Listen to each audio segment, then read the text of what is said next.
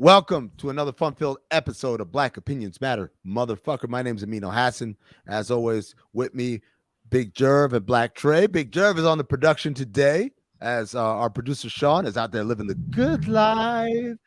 I won't even say where he at. He overseas, y'all. Overseas, different time zones. This man is living life, experiencing things. But you know what you could be experiencing?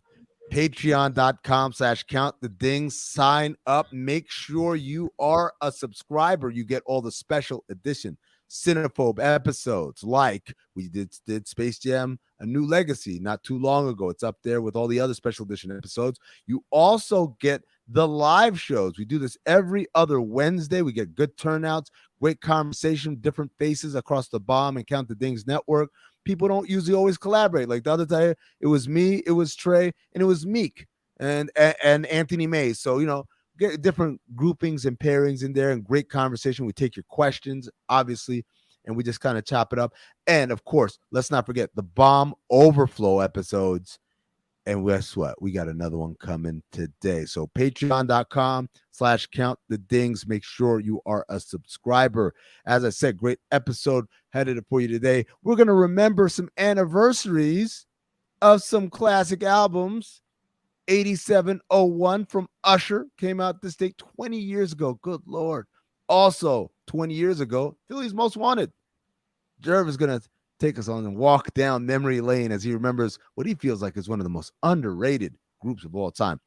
We also get into our new show that we're reviewing. That's an old show. We're reviewing Oz, the HBO show. You can catch it on HBO Max. Just look it up. We're doing 2 episodes a week.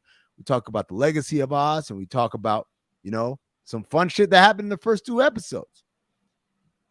We, as always, are going to review Power. You know it. Power is very powerific. I'll define it. Just stay tuned right here as we go into the latest of what's happening with young Kanan and the stash house getting hit while he was there. But first, there was a versus battle that happened the other day between the Lox and Dipset. I don't know why I called it a battle. It wasn't a battle. It was a massacre. Jerv and Mari had the one and only Poobs on, and so Jerv starts telling us about that. Man, that versus battle was crazy. You guys, Jerv, you guys had Poobs on, right? Yeah, we chopped it up with Poobs. He gave us some real dope insight on how everything played out. Me, I was curious how that mixtape part came about. He let us know about that. You know what I mean? And he dropped some. We had to let him talk his talk. The man is the Phil Jackson of the fucking. It's the Phil Jackson of the playlist for the verses. I don't know. I mean, I follow him on Instagram. He was talking shit way before. Like he knew. They knew. That's the funniest thing is that everyone on their side knew what it was going to be. Not like knew going to be like, oh, we're going to demolish them or whatever. But beyond that, they knew like, oh yeah, this isn't even going to be close because we're organized and they are not. And so I thought that was the funniest thing for me.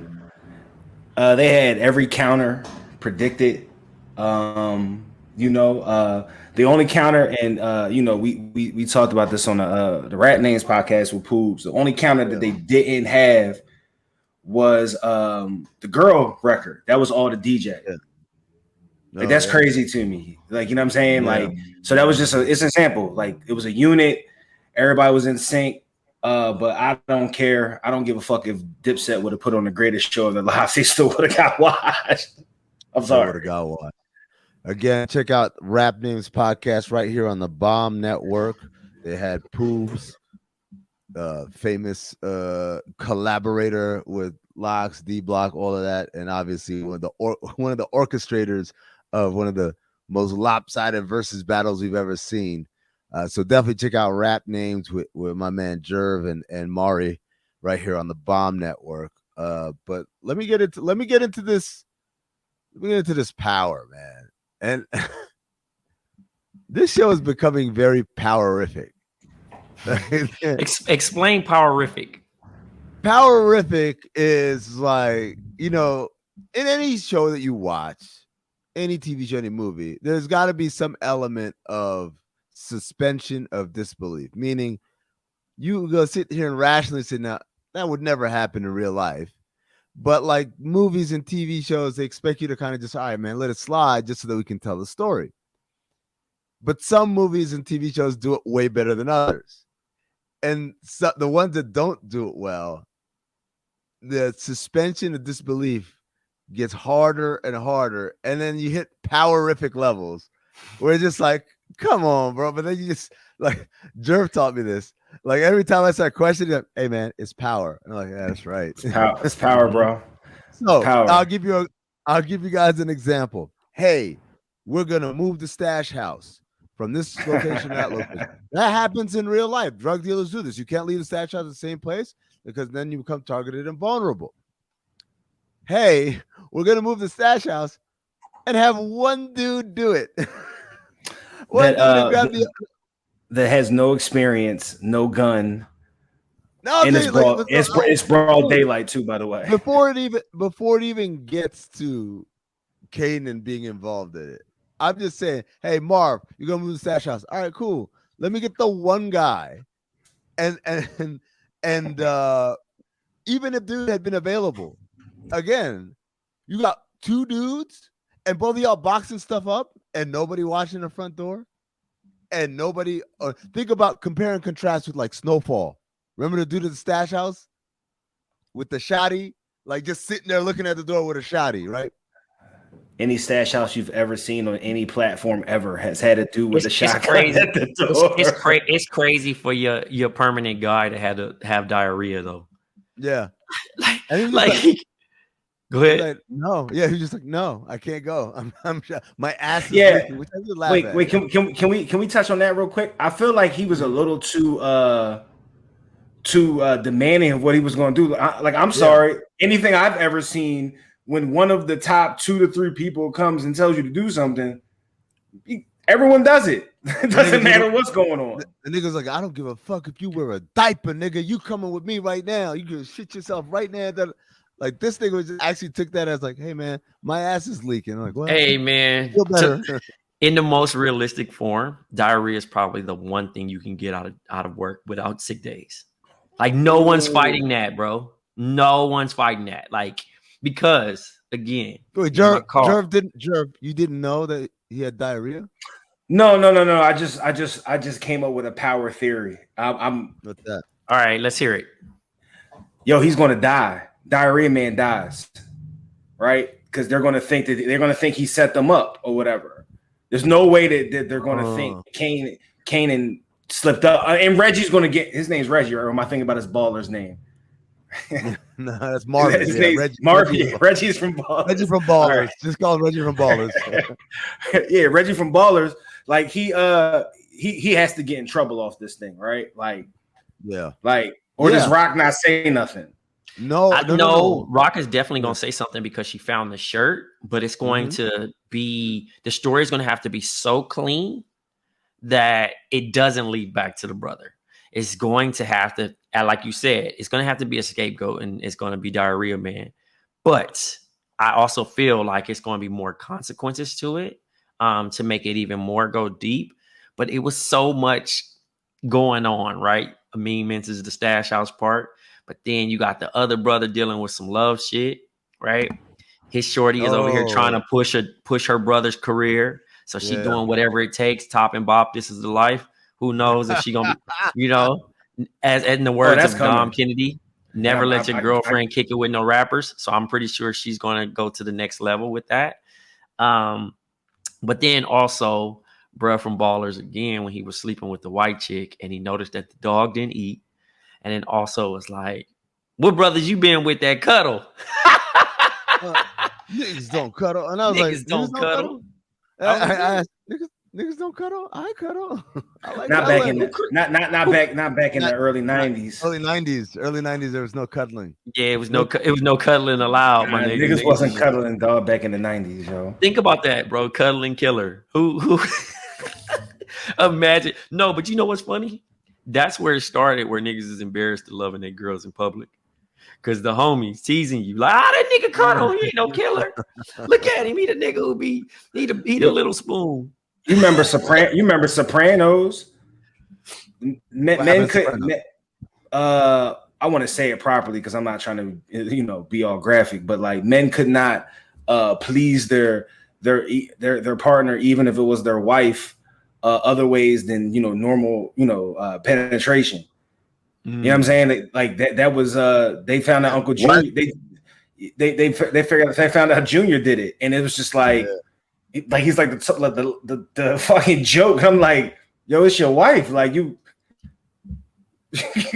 can't. That's crazy. Man, the wise so it ain't just us.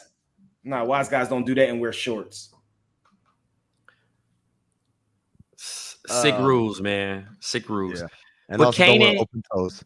Kanan is a wild boy. He gonna dodge a lot of bullshit that he's causing himself. Obviously, blowing up the spot, blowing up the safe house, the stash house, and then also just, I think he gonna really fuck with his mom's dude now.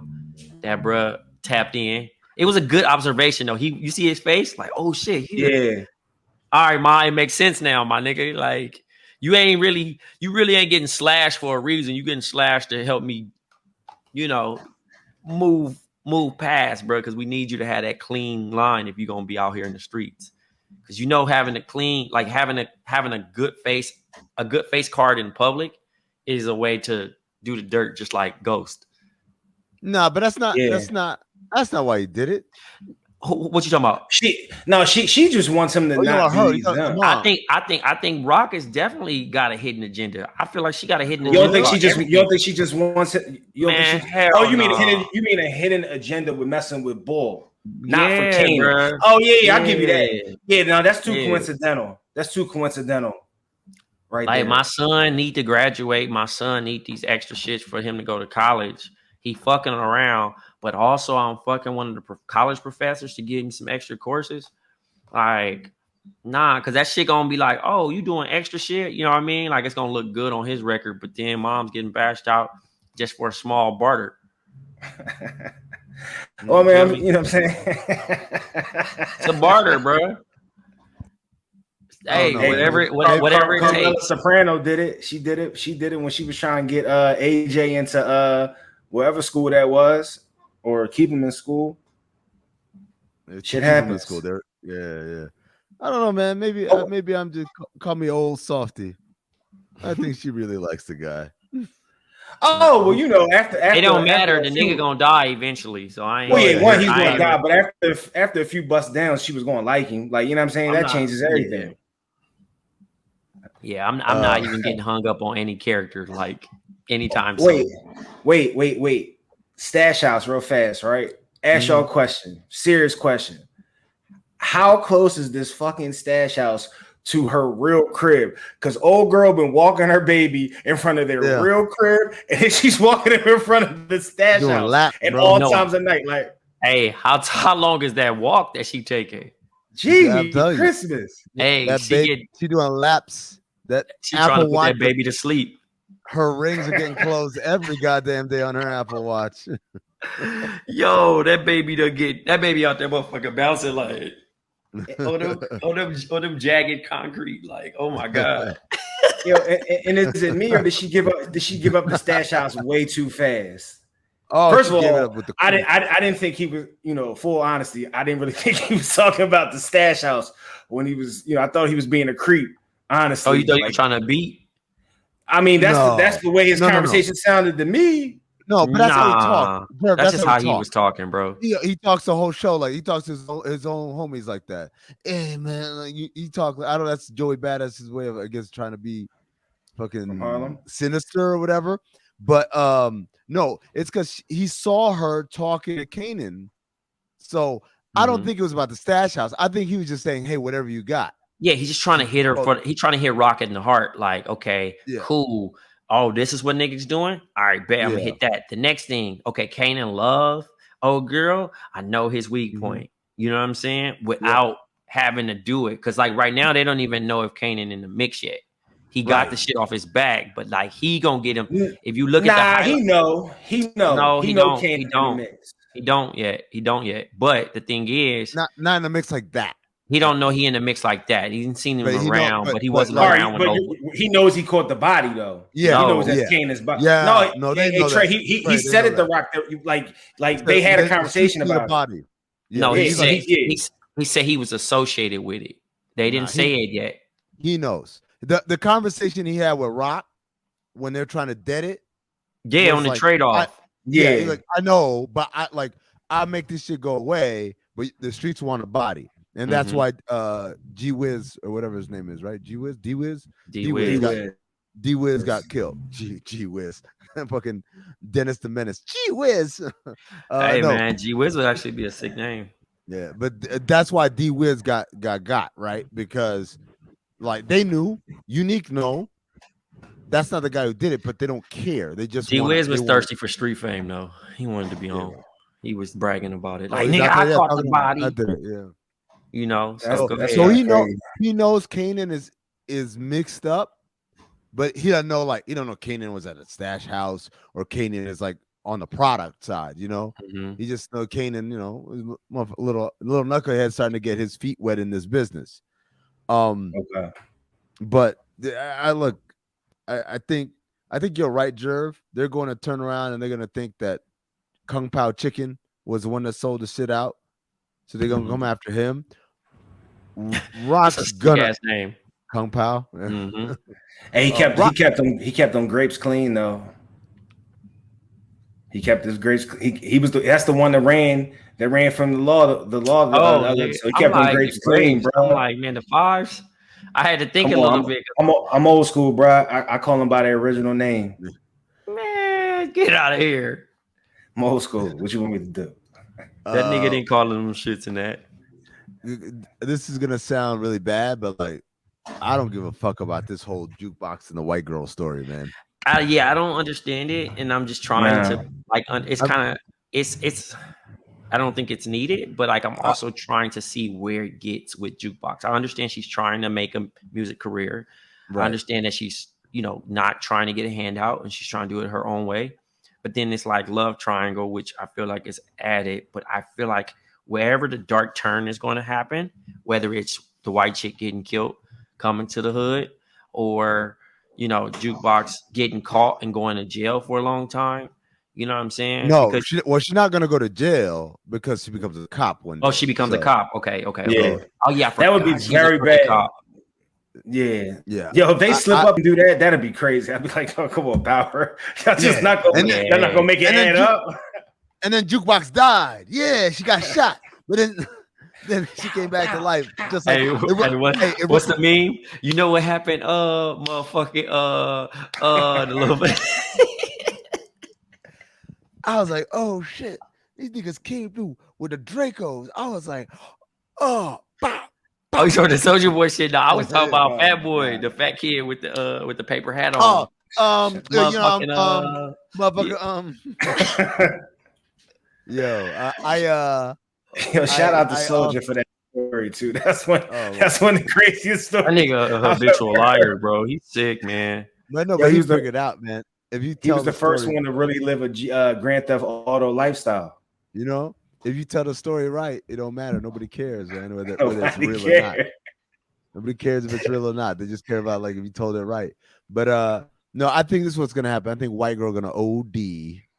Maybe she gonna get on crack or some shit like that. It's gonna be something that was introduced to her by a jukebox.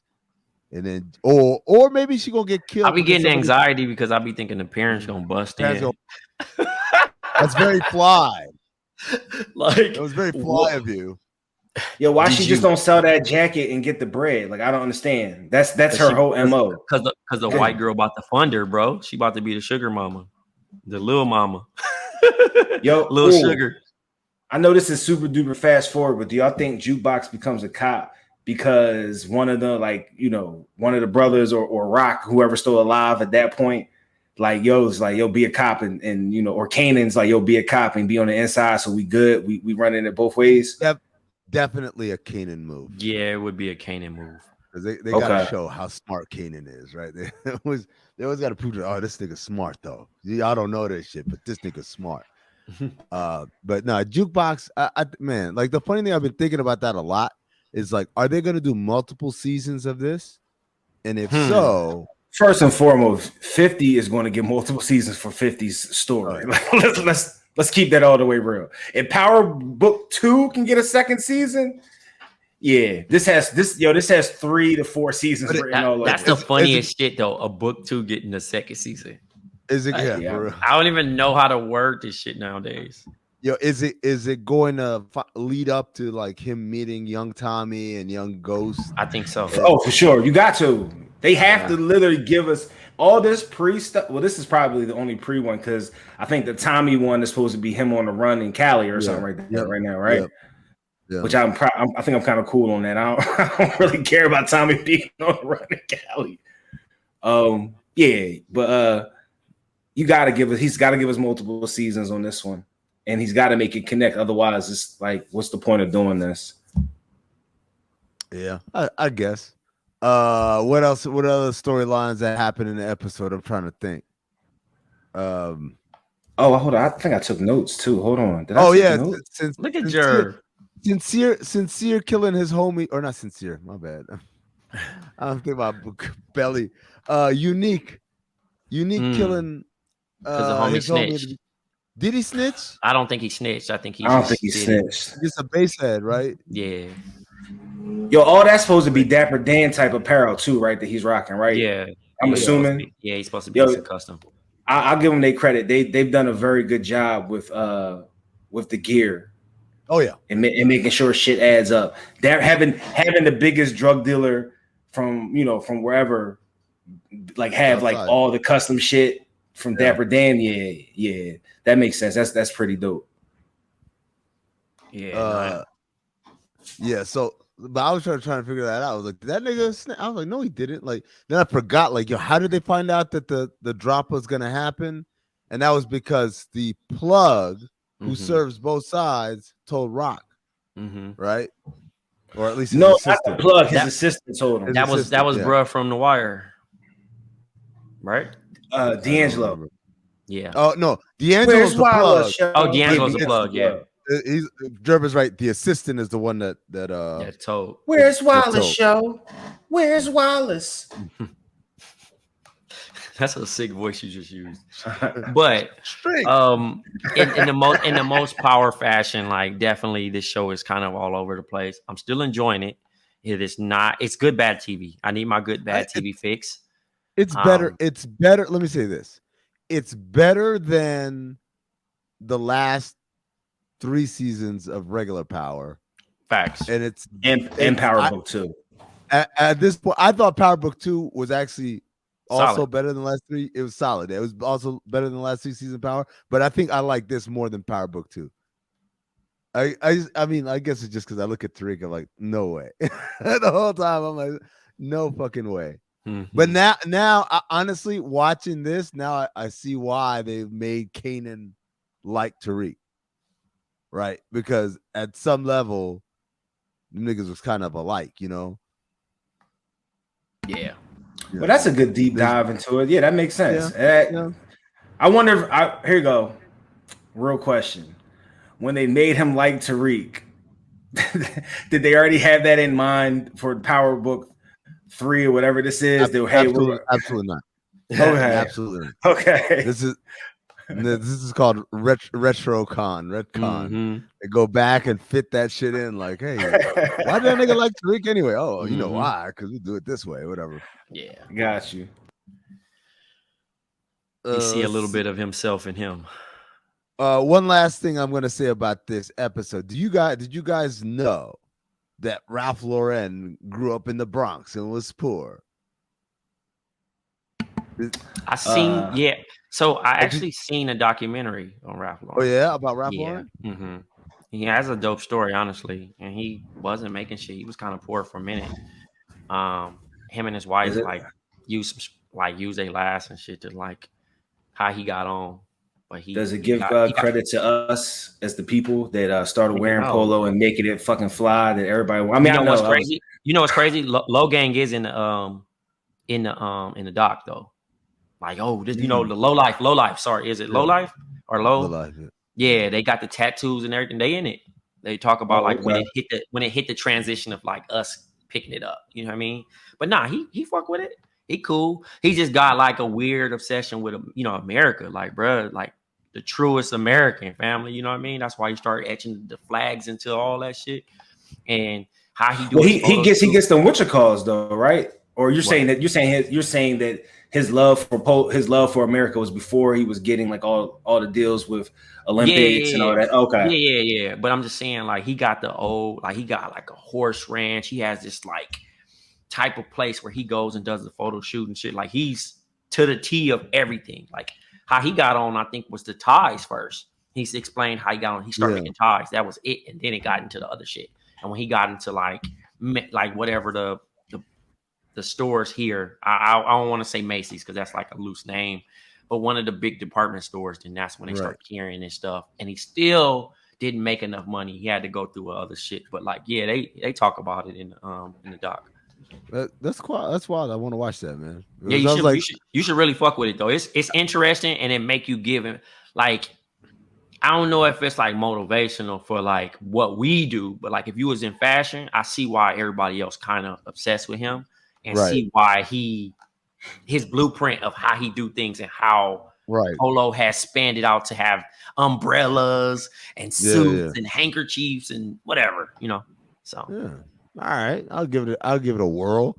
See, because I was like sitting here and I was like, part of me was like, now what are the odds they just made all this shit up? Because half the time I was looking at the polo jackets. I'm like, is that a real polo jacket? Because I don't remember instead of a polo logo, they got like a skier and shit like that. I'm like, that's not.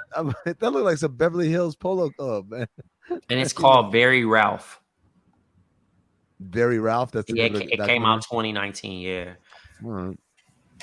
Give that a whirl. Other things that we're giving a whirl. We are rewatching Oz from the very beginning, from the first episode all the way through. We're gonna learn out the backgrounds of all these characters, many of the actors that you love to see. J.K. Simmons, he was in Whiplash. He's the guy in the Farmers Insurance commercials. My man Christopher Maloney, you guys know him from Law and Order SVU. And also, a bunch of other movies and things like that. My man from the is it Allstate commercials? No, the General. I think that's the the General. I think he does the General. No, not the General is the one with Shaq, man. No, it's not the General. No, yeah, the General. Wasn't he the one that was what's that commercial Ice-T does? Didn't he used to do that commercial before Ice-T?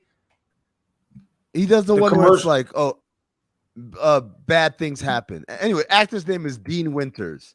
You guys know him. He's the one where in these insurance commercials, Allstate mayhem happens. There you go. It's Allstate ads, and he plays like it's like I'm a tree that just wanted to drop on your car. He's the one who's always there when shit fucks up. Yeah, I'm a 16-year-old girl texting on her phone while I'm driving. Oh, OMG, LOL. Right, that dude. Yeah, like so. There's so many actors who either got a start on that show or like came through that show, and so and it was one of the rawest, realest TV shows ever. We decided, you know what? There's nothing great that's happening right now, TV wise. Let's go ahead and give it a rewatch. So we're doing it 2 episodes a time every week. We told y'all last time you guys should already boned up. If not, here's your opportunity to start catching up. But the first 2 episodes, Jerv, you sent a text in the group chat, and I was like, "Oh, you said like it doesn't hold up," and I was like, "Oh, like I remember it starting slow, or whatever." Then I watched them. I'm like, I don't know what the fuck Jerv talking about, man. That shit get right to the money. How it starts slow, it gets straight to it. The thing was, and you talking about it age bad, it ain't that. It's just the visibility. Obviously, everything looks fucking foggy now because our TV's resolution wasn't 4K or UHD or whatever type of TV you got now. So think about you watching on your bubble back ass TV, size 27 to 40. Yep. right? Because if you had a 40, 40. that's damn near 40 is a big screen, low key. Yeah, 40 was your whole house was a TV, right? So, and this is 1997. So think about, and you have to view it in that eye. You can't view it from a 2021 eye. Jerv, are you talking about visually, or are you talking about like content? Oh yeah, no, definitely not talking visually. I think I don't know. Like I just don't. I think that we've gotten such good stuff since Oz. You know what I mean? And I think it just. I don't know. Like it was boring to me. Like I don't even know how to describe it. Like I found myself not being able to get through the second episode. But I know it gets better. But I'm wondering, was Oz a great? Where I'm at right now, I'm wondering is Oz. It's the start up. It's the start off though. That's how we got those great shows because. So that was what I was about to say. But did we look at Oz as being great because it was something we've never seen before, and now that we've seen tons of stuff, it makes you look at Oz and go, "Oh, it's just. I mean, it's just okay." Look at the Oz impact on, like Amin said, right? Yo, you look at that shit, and he say, I think you had a conversation with your dad watching it, right? Mm-hmm. Yeah, where you were like, damn, like this is the rawest part of jail. You normally hear it in music, you see it on TV, but it's not as raw and straightforward. Like it's naked. I mean, it's nudity, it's violence, it's showing the different groups as far as like you got Aryan, you got every My nigga Miguel Alvarez got stabbed in the first 2 minutes of the show. Didn't even last, I forgot about that. Like Alvarez, because Alvarez is a survivor. Spoiler alert. This dude, they're gonna try and kill him like 800 times and he'll never die. But which one's Alvarez? That's the one that had the car accident. No, Alvarez is the one where his father's in prison and his grandfather's in prison. Oh, okay. Yeah. And his baby's about to be born. Dude's name was Alvarez. What the fuck am I thinking? He's the third generation prison baby. Prison baby, right? But like I forgot, like the opening scene is that like they're coming into intake, him and Beecher and the one other dude, and he gets fucking stabbed before they even get inside the jail. The first jump, everybody in line, they look back, bro, got the banger straight to the rib. ASAP. Welcome to the life. No, they didn't pat my man down before he came in the joint. Like, how does that happen? But see, we didn't think that. Like, that's a serious question. That's bad. That's bad television right there. But it's not bad television because you know. I mean, I ain't telling nobody, but like, it's access to everything, player. No, I hear you. I felt like there was like 30 guards like all around. It don't. But think about who's on the payroll. Think about who knows who. Come on, man. All right, I got you. Think about contraband. Think about everything else that's going through in that system. It's niggas now that can be like on the gram, nigga. Right. You know what I'm saying? That's the irony. Like when Dino Ortolani gets burnt up, and he's like, yo, he was in protected custody, and he was tied down, and he was doped up. It's like, what kind of prison you running? You doping prisoners now? And then McManus says to the guards, like, what kind of guard staff are you running? Because clearly somebody got in, and that's the reality of all prison stuff. It's like, no matter what you want to say, it's like these drugs. It really is a metaphor for America. It's like, you mad about the prisoners selling drugs, but like, they don't make drugs in there. Yeah, they had to get the drugs from somewhere. How do you get them into a prison? It's not like they're leaving the prison to go out. So clearly it's coming in. How do you stop that shit? Same thing with weapons, same thing with everything else. And you see it in the way everyone's like making connections, and everyone's kind of greasing palms and stuff. So I think Oz, I get what you're saying, Jerv. It's not quite as sophisticated as the shows that came after it, but it still was the first, and to my mind, still the only show that really like, this is what prison is like. It got HBO jumping, and then The Wire. Yeah. Yep. Like think about it, like motherfuckers, like normal people are like, oh, I love Prison Break. But Prison Break ain't shit. Or it ain't shit compared to Oz. Even motherfuckers like, I never watched Prison Break. Prison whack. And then even people like Shawshank Redemption, which is a great movie, one of my favorite movies. Good movie. And they showed your man Dufresne or whatever getting his ass beat, in the bathroom, and Morgan Freeman's like, I wish I could say that was the last time the sisters picked on Andy Dufresne. But no, he'd be raped 17 more times after that until one day, right? Like they kind of talked about it. That was a great impersonation, by the way. Thank you. They get a little vibe. Oh yeah, prison, man. They just fuck with you just to fuck with you.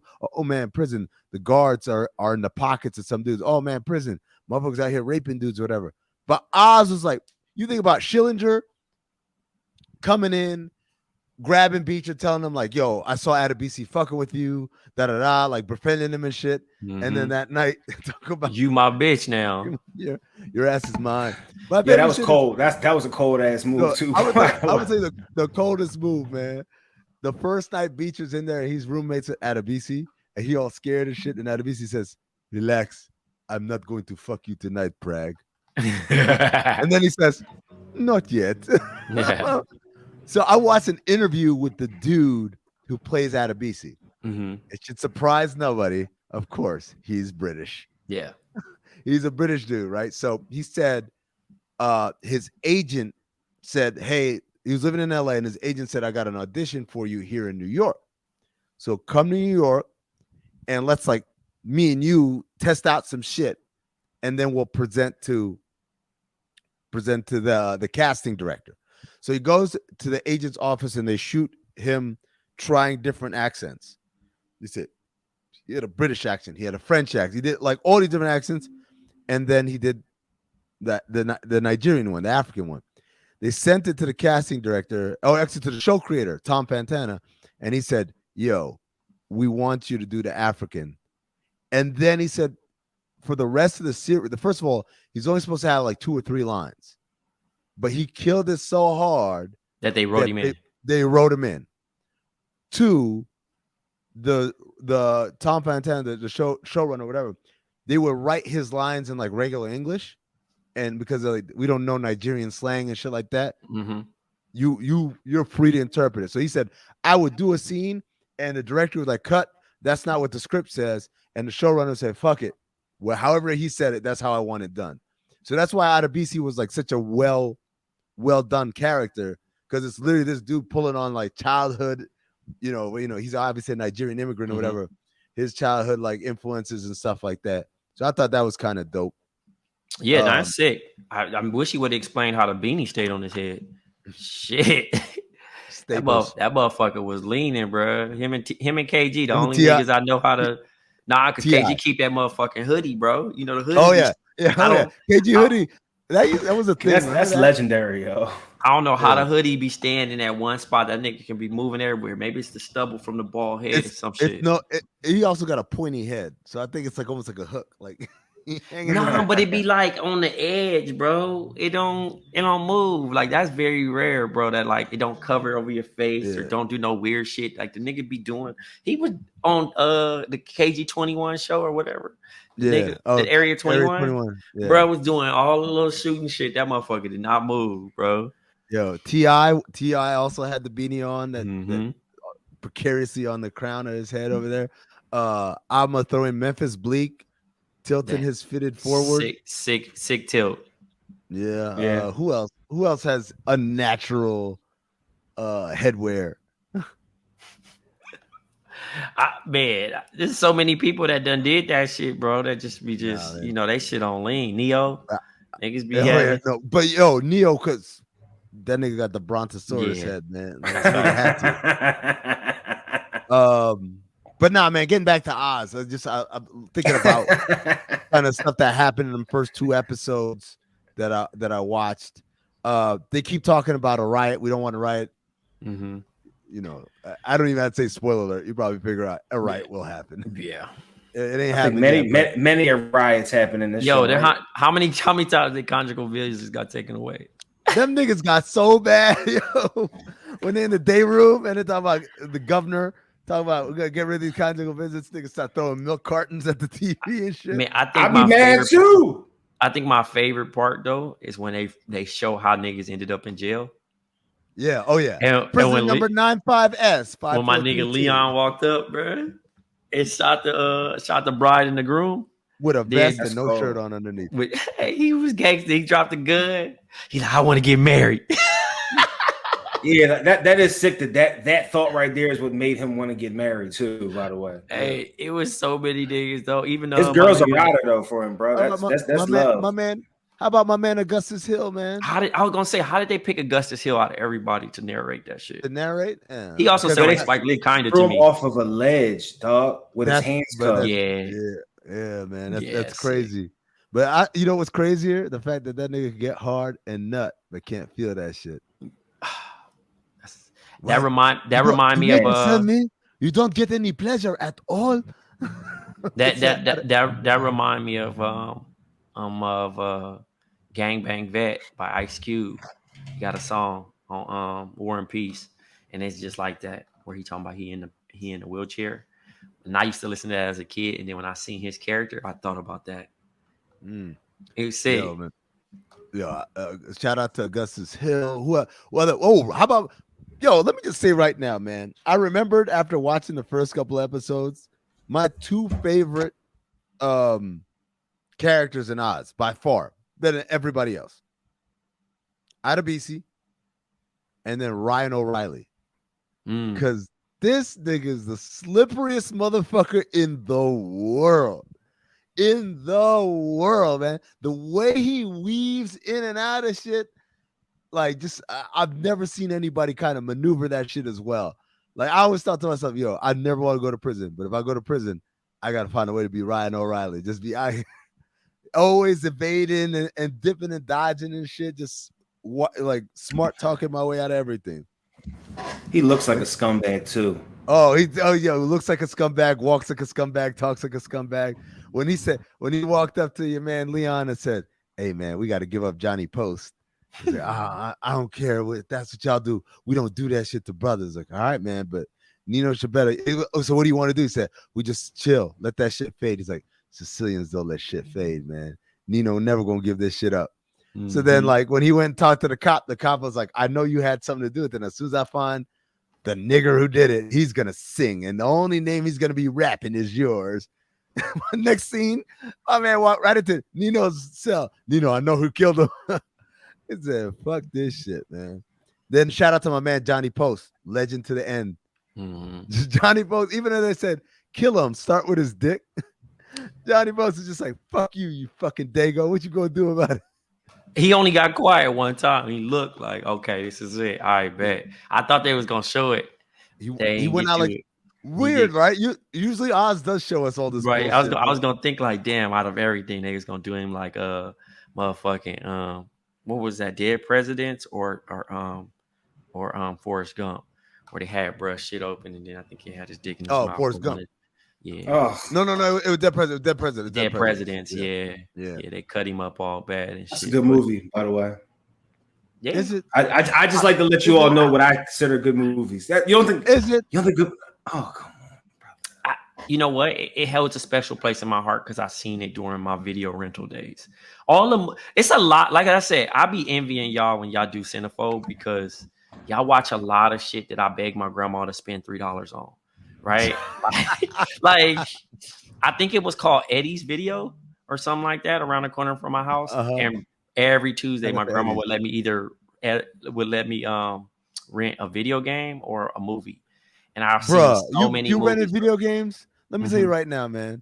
That was the biggest scam ever because like you would be like, oh shit. And you go to the store, let me get that live. Oh no, it's out. Okay, let me get that. It's out. So what do you have? We got Live 95. I'm like, I don't want no 2-year-old shit, man. Well, what they would do, they would have the cartridges out, which is kind of probably a bad idea. Yeah. I'm sure plenty of people stole, but they would have the label on top, right? And obviously you have all these titles. So when I would grab it, I would just walk it up to the counter. But I'm like 11, 12. And like, I remember watching Celtic Pride. I watched I watched Clockers. Celtic Pride was funny. Hold on. Yeah. What? You're 11 years old. Why the fuck would you want to watch I was just what is O? The basketball movie with Makai Pfeiffer. Because I thought it was a hoop movie, bro. I didn't really think about it being Othello. Nigga, you know what I'm saying? I wouldn't know some shit like that, but I was watching everything. I watched Last Boy Scout, Bulletproof. I'm talking about like every movie. That's why my movie range is so you know what I mean, so wide because every time my grandma would be like, all right, here go $20. $20, dog. I'm renting up the whole shit. And I'm watching 3 movies at a time, bro. I'm trying to think what was the movie that I remember the first time seeing Half Baked, bro. That shit was crazy to me. Don't Be a Menace was crazy to me. Oh yeah, Don't Be a Menace was a fucking legend. I actually seen that in theaters. Players Club was my first pair of titties I seen. I saw Dead Presidents in theaters, and like the hype leading up to Dead Presidents. Yeah, because remember they did Menace Society, and now they're doing a New York movie, and we're like, oh shit, they go do the New York shit. And Chris Tucker, Chris Tucker at this point was coming off Friday. Yeah, he's coming off Friday. He's blowing up. Lawrence Tate, obviously, Love Jones and all that other shit he had done, and obviously Menace. He got to start on Menace. Who else was in it? Who was the girl? I forget who she was. Is man. But anyway, so it was definitely Homeboys in it, the Borders and everything. There's always he's always like a bad guy. Who? Clifton Powell. Clifton. That's his name. Shouts to Clifton Powell, man. Clifton Powell is it? Yeah, Clifton Powell and Terrence Howard, Bokeem Woodbine. You remember Terrence Howard? Oh no, I'm thinking about Bokeem. That's what I was thinking about. Yeah. Oh, Bokeem, one of the real nigga Hall of Fame, bro. He the nigga. It's crazy. I seen a tweet about him the other day, and they didn't know who his name was, and I was like, I can't believe we lose recipes because Bokeem. I seen 3 Strikes. I mean, not 3 Strikes. What was his movie? No, he had the one with the they were Hitman. Fortune Teller. No, the Fortune Teller. Remember? What the fuck is that movie? It's with the Fortune Teller. The Fortune Teller, Bokeem Woodbine. Let's see. Tell from the Crip. Nah. He had damn, what is this? Wishmaster too? Nah, it was him. The one I remember was The Big Hit. That's the one I remember. That was the one where it's him, it's Lou Diamond Phillips, it's Mark Wahlberg. What's The Fortune Teller? I'm looking through it right now, bro. Freeway? Nah. Gridlocked? Not Gridlock. That's the Doc movie, Gridlock. Is it Caught Up? Caught Up is crime drama film. Yeah, that's the one. Caught Up. Ex-con been serving time for drug charges. Now he plans to get his life straight, open up a nightclub, and be part of his son's life. His friend offers him $10,000 for the club. Oh yeah, psychic named Vanessa Dietrich. Yep, that's it. Yeah. See them movies I be seeing, like, bro. I was watching some sick ass movies at 11 through 13. I think I saw this movie. You have, bro. I'm telling you. Y'all should do a cinephobe on this one, bro. Like, it's 5.5 out of 10, but it's definitely one of them ones, bro. That's hilarious. It's too good. do Fat Beach. Oh my god, hell no, bro. Do Fat Beach. Classic movie. Classic movie. Hell no, bro. $5 bin at your local Walmart. It's still in there. I'll never forget Coolio's face on the fucking on the poster. You so black when you get out the car, nigga. The oil light, come on, nigga. The oil light. Good times, man. Yo, so we got some anniversaries. I mean, yes, sir.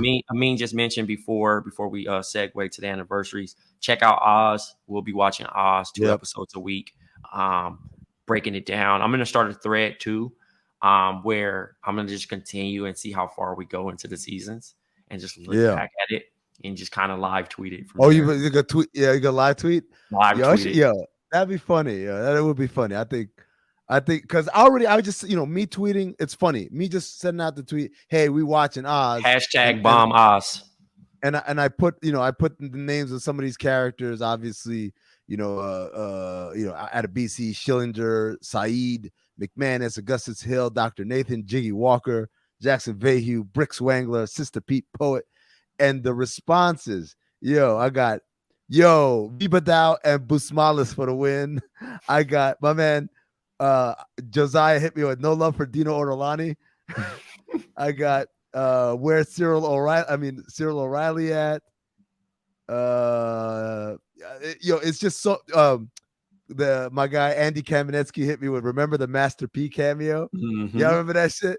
I'm telling you, it's gonna get good, man. It's gonna get good. I promise you. And the number of familiar faces you're gonna see is gonna make you laugh just to see them, in this show. I'm excited for it, man. I'll be honest. I'm so excited to go. It's a great rewatch. Trey, absolutely live tweet because you're gonna see the people reacting to different things as you're watching it.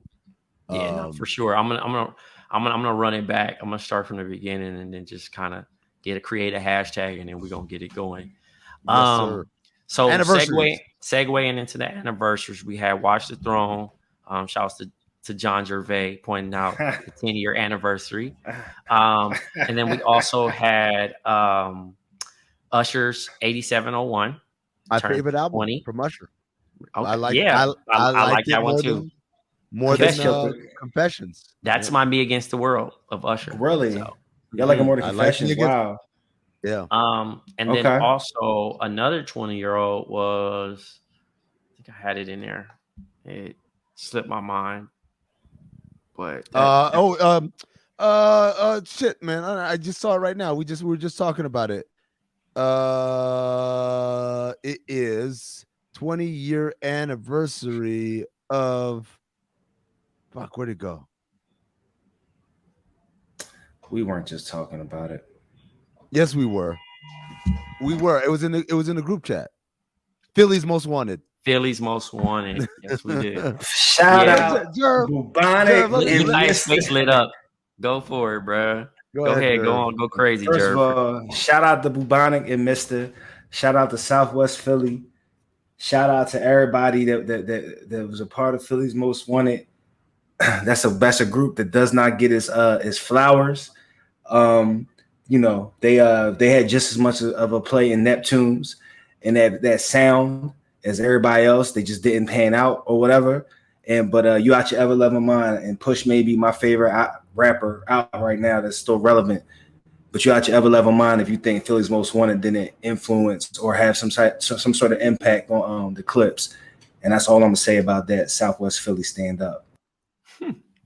I will say I do like when Beans told the story about him and Bonic battling and how, at that time they was, they was nice. Mr. was nice, bro. Mr. was nice as shit.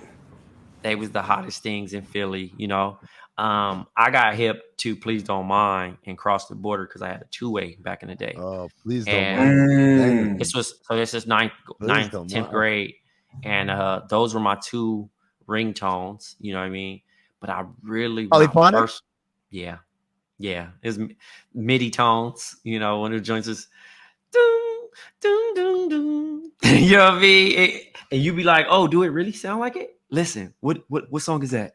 Playing, guess what song it is, you know what I mean? But those two tracks, I remember frequently, Deezy at the time, he was my CD man, selling me Please Don't Mind. I mean, the Philly's Most Wanted self-entitled album. And it was hearing the Neptunes, the bling sound, because they didn't have that anymore. All that used to be, bro, going through it. I forgot about Please Don't Mind. I fucking love this song. It was a great song, bro. They don't get their flowers, bro. They had a couple bangers. That shit was a banger and a half. Please don't mind. Oh, that shit was. I know Albasur now. Albasur Bonic is now a artist. He paints now, so he's out. Yeah, he's been painting he's been killing it too. He got some dope shit for a long time. I was fortunate to meet him and Ricky Hill and Sycamore like 2011 randomly back in the day, and I told him, I'm like, bruh, I used to play this shit like crazy. You're a legend. I ain't loosely saying that, but like, for what that Neptune sound and like you known out here. A lot of people don't really know, but that's one of them jams that was fun. It was during the playful time of the club era. Absolutely, man. I'm even the video. I'm looking at the video right now, and it's just motherfuckers. in a club dancing and shit, like baggy clothes, jerseys and shit. You might have a rhinestone bandana in there here and too. It was the bling era, man. You know, the chains was long. Do yourself a favor, not necessarily y'all, because I would hope that y'all have already heard this. But for those that haven't, please go back and listen to the best of Beanie Siegel one, the Cosmic Kev one, the infamous one that started the beef, I believe, or might have been two. But Bubonic and Mister are all over that thing. It's all of them, Major Figures and Beans. No Freeway, not that part of the rock yet. This was the part that everybody thought was going to be the rock before they wasn't. Bubonic and Mister just killed that thing. Please listen to it. I promise you. If you liked what Kiss did, at the MSG, you need to listen to this shit. I promise you. I mean, I pray that you listen to this shit. Man. That's a lot of praise. I'm saying the mixtape. Can you tweet it out? Can you tweet it out, Mr. Jerv? I actually was looking for it today. I can't find it on See, look, that ain't gonna help. That ain't gonna help the listeners, bro. All right, yeah. Oh, YouTube. I got you on YouTube. I found it on YouTube. That's what I'm talking about, bro. Post it on YouTube. Post it on your timeline. We gonna retweet. We had the BOMM podcast account tweeted as well, and then there you go. It can be a reference to what you're saying because I don't remember it, but I'm gonna trust your words. Oh, that's crazy. No problem. I got you. Cross the Border was a great song for me. I do think it doesn't get enough love, obviously, because Please Don't Mind was fun. But Cross the Border kind of was the one for them. And then also, not to jump from them, but 8701, dog. Yeah, I don't even know where to start with this. Two-hit wonder motherfuckers. Like, let's talk about this. This shit was a mega blast fucking album from Usher. This was his third album. It followed up whatever the one that had My Way. There you go. Yeah, Fun album. which was a lot of people think My Way was his first album. It's his second album because they don't remember the album he did with Puffy with the producer. But where he's out here I think of you singing about grown shit. Someone new. Don't make me lose my mind. So then, like, he was kind of like a middling R&B singer, and then he got with Jermaine Dupri, and he did My Way, and that shit fucking changed his life. Had my nigga Tyrese in there. The video just, he introed the world to Tyrese. Oh, he was part of the gang? Mm-hmm. My Way. Yeah, he was on some cameo shit. But what I say goes. I don't know what bruh said when his girl got snatched, but he said, "I crocking it, Michael, a sweet nigga." I used to say that shit so many times. And Usher, bruh, had me wearing the Tommy Gear shit. The Scully cap, bro. Yeah, bro. Hip hop ruined my life, bro. Because I was out here just doing it. We was all out here doing it. That and the Sir Benny Miles stocking caps and shit like that. Yeah, but 8701 comes out, and so like Usher's first album was Misplaced. Like you said, he was like a 15-year-old singing about grown men problems, right? Mm-hmm. His second album was more true to who he was as a kid. Mm-hmm. But this was the album of, okay, now I'm grown. I'm not Diddy's protege. I'm not Jermaine Dupri's protege. I am my own self, and I have a grown sound. Also, and to me, he's 24 years old. He's dating Chili at the time. He started his career at 87. This is a huge jump, and you think about where he's at 24, 2001. He's coming off of My Way, and you give us You Remind Me. You give us I Don't Know with P. Diddy. Then you got Twerk It Out. Then You Got It Bad. Those first four is a tone setter. Yep. You got You Remind Me. I Don't Know, because you got I Don't Know what you came to do, girl. What you came to, then you got Puff on the ad lib. Yeah. Go ahead. And Twerk It Out. You Got It Bad. I wasn't crazy about If I Want To, but if I want you, I can take you from your man. Please believe it. That one. I Can't Let You Go. That. Then you got that was a Neptune's one, right? Mm-hmm. You Don't Have to Call. You don't have to call. That's another Neptune. Okay. So that was the first. That was the first time niggas ever seen the Escalade EXT. Get a boogie alright tonight. Because I'm Then way too young of a guy I had to figured out stay the home. the three. Oh, Two. it's a dance. And then the car and shit. Yeah. That's what I said. They was the first ones to show the EX because nobody didn't know what the EXT. Cadillac, the EXT, bro. Yeah. And he The was in big there, one. and the nigga had some Heelys. He sliding in the motherfucking club with Oh, rollers on. Like it was a lot going on, and he had a kufi. He had a fucking Yeah. kufi on over a durag. It was a Yep. lot going on, and he had the three-way pager that had the video screen with the earpiece. The nigga was a trendsetter. There was a lot of shit going on. Baggy jeans with some Heelys, a sleeveless shirt, a kufi over a white durag with an earpiece. You know what? You know what? And a chain. That shit all works somehow. Back when Usher had the U chain. God damn it, you changed. Good times, man. That album, I have such fond memories of that album, man. Yeah, Of just going out to the club, man, and like just being like damn near floating, man. Just like down. You hear that shit come on? Yeah, bro. Situations. He had three singles on this too. That's the crazy thing about it. You remind me, you got it bad. You don't have to call and U-turn. U-turn. I don't know. I don't know what's a single too, right? Probably. I'm only looking at the videos right now, so Still not better than Confessions, though. I mean, Confessions was a little bit more tasty because when you look at it, everybody thought the drama was real. That was all Jermaine Dupri shit. And you thought like during the time was real gossipy because you thought that was talking about Chili.